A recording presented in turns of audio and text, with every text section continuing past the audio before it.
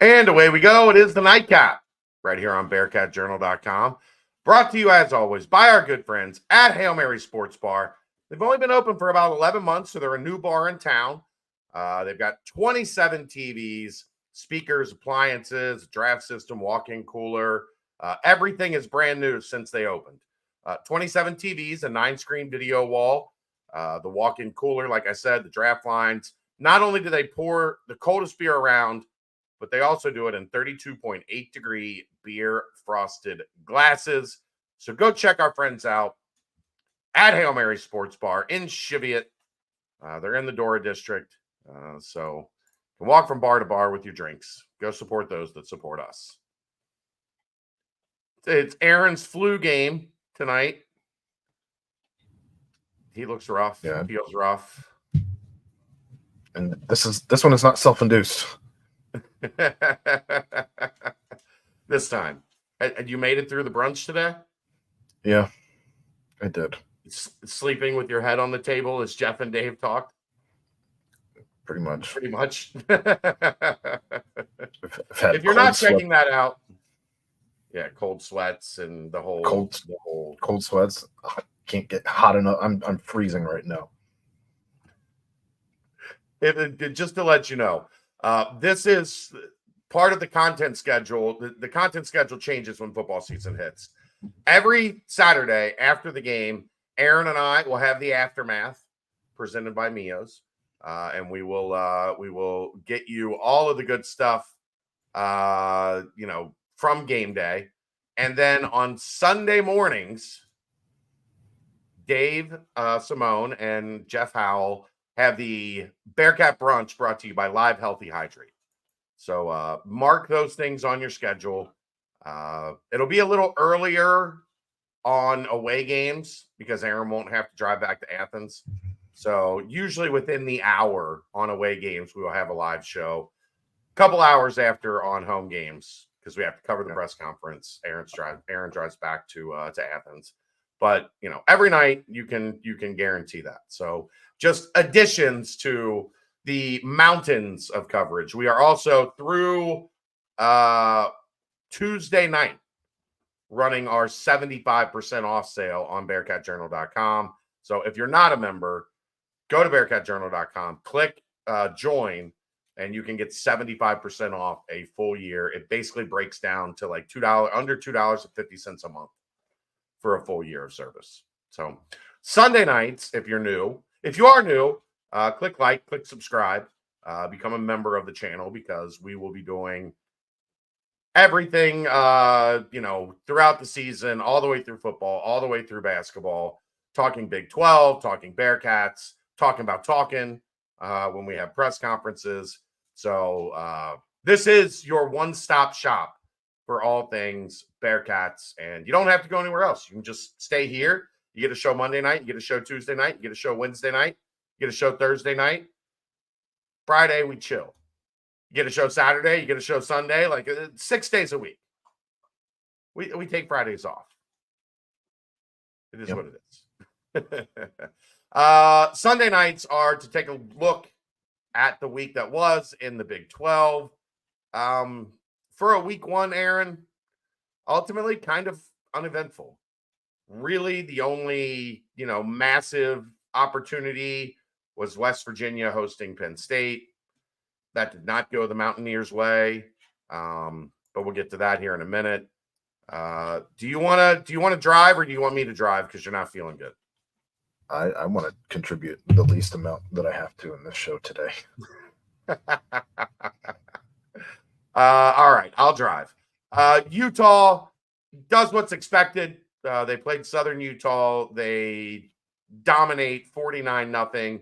Cam Rising, 254 yards passing, 5 touchdowns, only 5 incompletions. Look, Cam Rising's really good. The question is always going to be with him, is he healthy? Yesterday, he was healthy. Or Thursday, he was healthy. There's no surprise in that game. They did what they needed to do. They're not in a situation that Cincinnati is in where they need to rotate a whole bunch of dudes. They are ranked number 12 for a reason. And, we'll see how long Cam Rising can stay healthy. Yeah, if he stays healthy, they're going to be really good. I can say the same for Kansas. who wins 48-3 over Lindenwood. Jalen Daniels, 148 yards, a touchdown. Devin Neal, only 8 carries to get his 112 yards. They have a 100-yard wide receiver. If Jalen Daniels, Jalen Daniels, right? Yes. Yeah, Jalen. If Jalen Daniels stays healthy, Kansas is going to be very hard to beat. He was healthy on Thursday. Kansas dominated. And he didn't even contribute all that much, truthfully. I mean, Devin Neal is so good.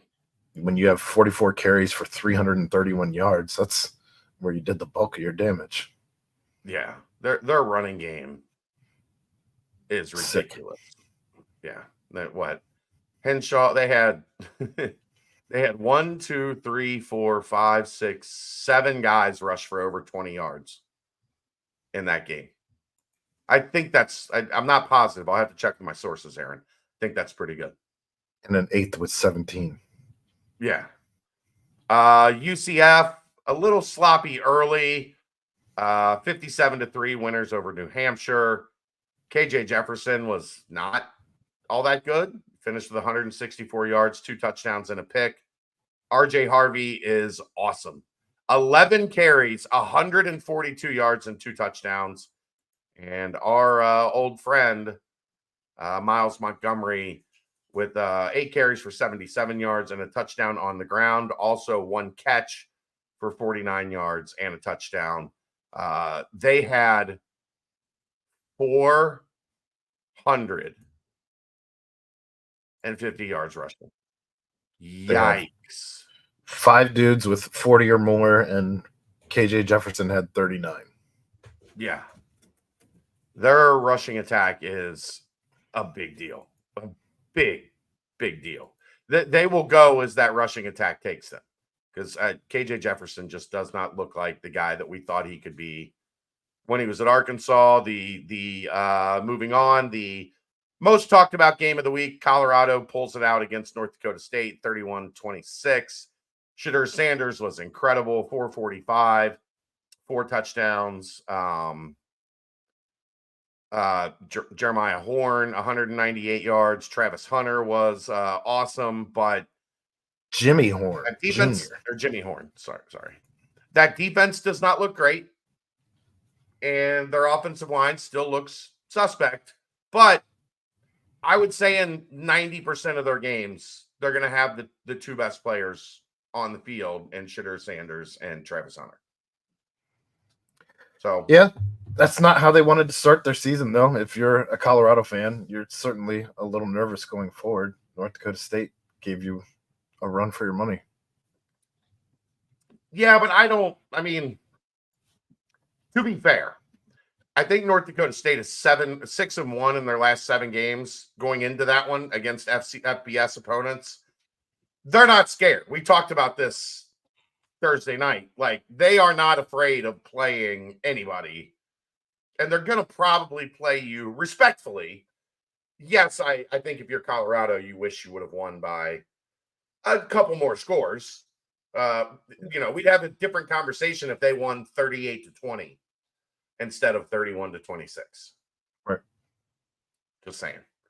And then Friday, TCU, it looked like they were not going to escape Stanford, but they stormed back.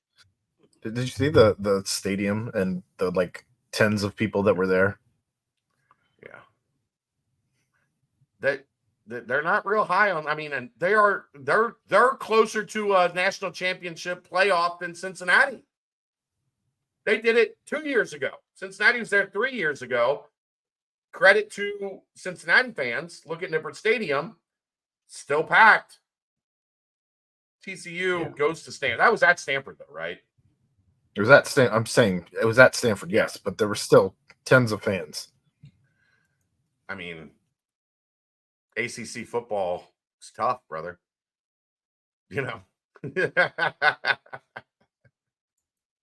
Or wait, yeah, they're in the ACC, right?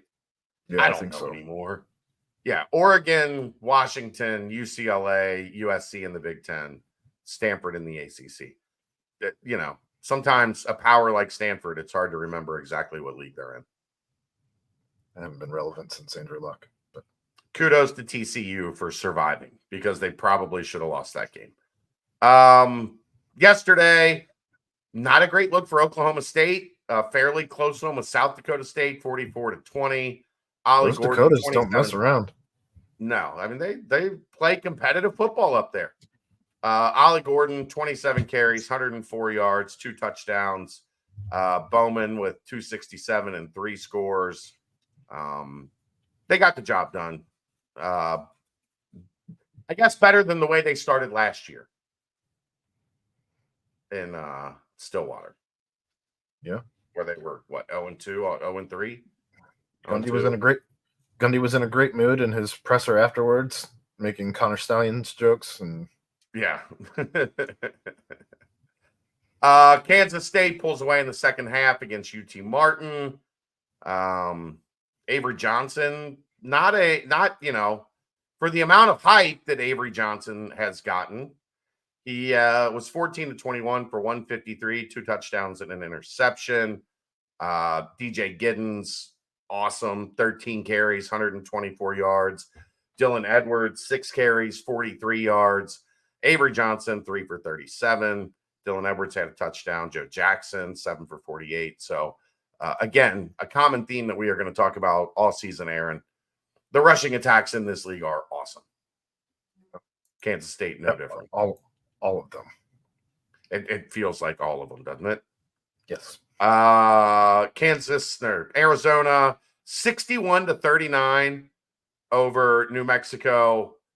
Maybe the most insane stat of the day. The receiver is insane. He's insane. Teterioa, something like that. McMillan, 10 catches, 304 yards. He averaged 30.4 yards a catch on 10 catches. Legitimate video game numbers. 4 touchdowns. NCAA record, 304 yards in 1 game.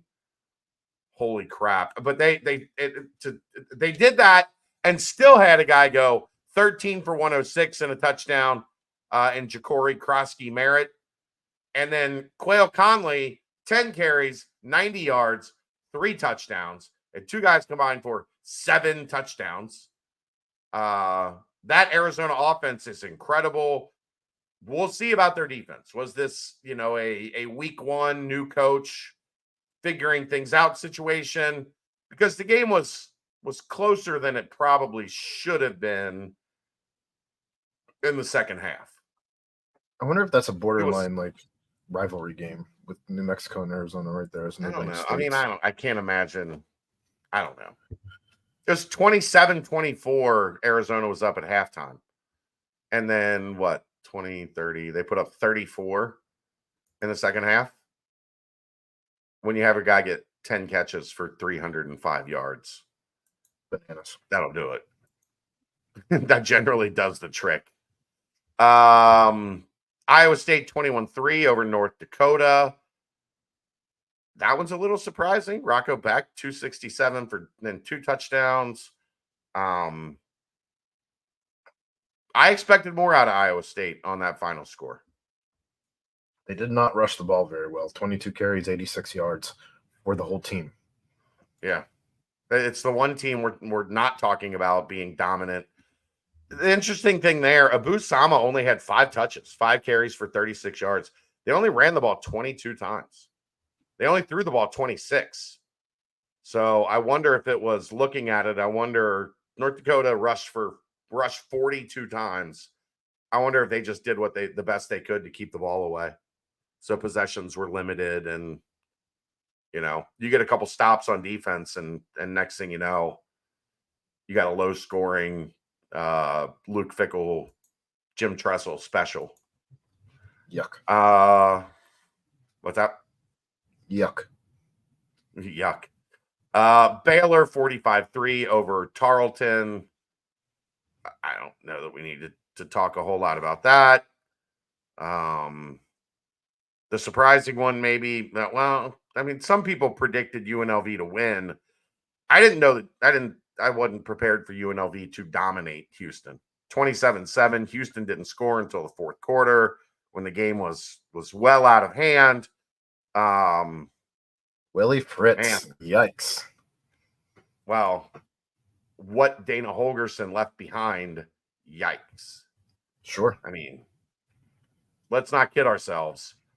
That program was slipping, and they got a long way to go to crawl back.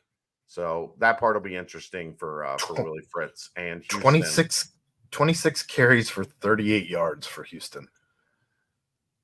That's trying to run the ball and not being able to do it. That's not 18 carries or we were throwing it around. They tried to run. UCF had six guys with more yards than Houston as a team. Could be a long year down in Houston. The game of the day, I think, was definitely in the Big 12. Texas Tech 52-51 over Abilene Christian. Abilene Christian goes for 2 in overtime to win, and Texas Tech knocks it away. The Abilene Christian quarterback threw for 506 yards. Yeah, and 3 scores. McIver, yeah.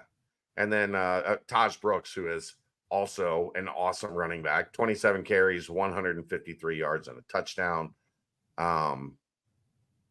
Not a good sign for Texas Tech, though.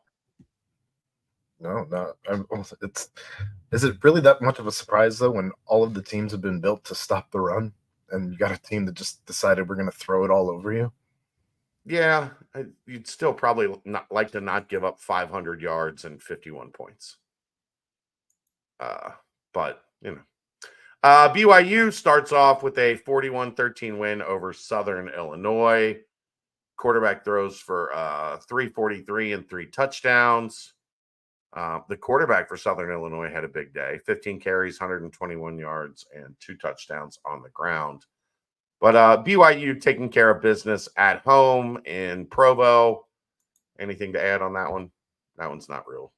Nothing to add on that one. And then Arizona State. Wyoming is expected to be down. This is not expected to be a high-level Wyoming team like we've seen in the past, but Arizona State, who a lot, predicted to be last in this conference, 48-7 over Wyoming at home to open the season. Levitt throws for 258 and 2 touchdowns. 2 former Bearcats scored in this one. Shimon Monteiro gets his first receiving touchdown with Arizona State, and Justin Watley with the scoop and score. Yeah. So big one for Arizona State. We'll see how they perform. So Cincinnati got a couple guys from Arizona State last year, including Carter Brown and Emory Jones, and then the players to be named later were Shimon Monteiro and Justin Watley. All right, Aaron, go to bed. Get some rest. We got a long BBP tomorrow night. I imagine it's going to be Brent's going to have a lot he wants to talk about. We didn't talk Penn State, West Virginia. Oh, Penn State, West Virginia. I was wanting to save that one for last. West Virginia with the opportunity to make a statement and does not get it done. Penn State kind of controls that one start to finish. And this is what I'm worried about with West Virginia. I talked about it all off season. They got a tough schedule. And I thought this was going to be a measuring stick to see kind of where they were at. They did not look like a top 25 level team. No, not even close.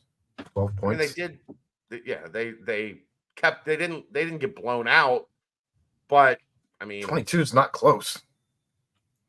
Yeah, well, they hung around for a while, I guess is the way I was trying to phrase it. But they couldn't get anything done offensively to take advantage. So, 20-6 at halftime, 27-6 going into the fourth quarter.